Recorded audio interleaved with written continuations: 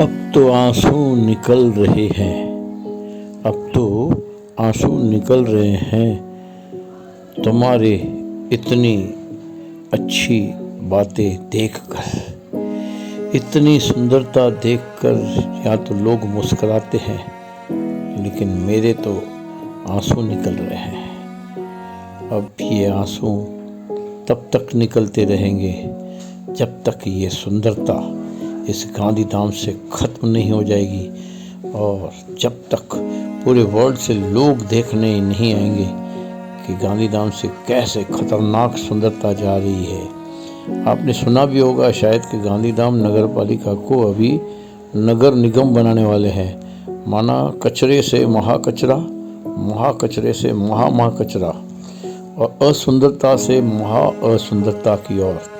आओ बढ़े, देखें ये गटर लाइन, ये कचरा, ये हर गली में। और आपको क्या नहीं दिखा है, न रास्ते हैं, जो रास्ते हैं उसके बाजू में गड्ढे इतने बड़े हैं कि गाड़ी चलते चलते गिर जाए तो कौन करे। और हर घर वाला अपने घर से 1000 रुपये का ट्रैक्टर, 2000 रुपये का ट्रैक्टर लेके गड्ढे भरे, फिर वो अपने घर में जाए। रोड क्यों नगर पालिका बना के दे रही है? घर के जाने के लिए फिर क्या हमको ही रेती डालनी पड़ेगी, हमको मिट्टी डालनी पड़ेगी?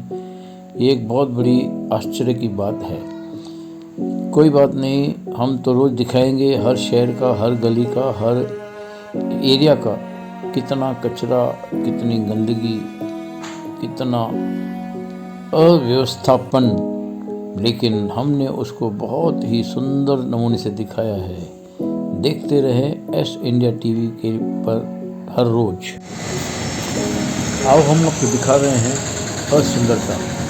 कुछ जानबूझ करके लोगों ने की हुई है, कुछ नगर पालिका की वजह से, और कुछ उनके ठेकेदार। ये देखिए ठेकेदार ने रोड कितना बढ़िया बनाया है। सेक्टर 1 वंश हॉस्पिटल की तरफ, रैन फायर एंटरप्राइज के पास आपको 1 फुट नीचे उतरना पड़ेगा, इतना नीचे उतरना पड़ेगा दोनों तरफ। अब इसमें रेती ककड़ी कौन भरेगा?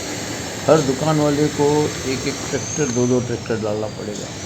कचरा तो यहाँ से उठा के हम डाल नहीं सकते। अब बताएं क्या करें।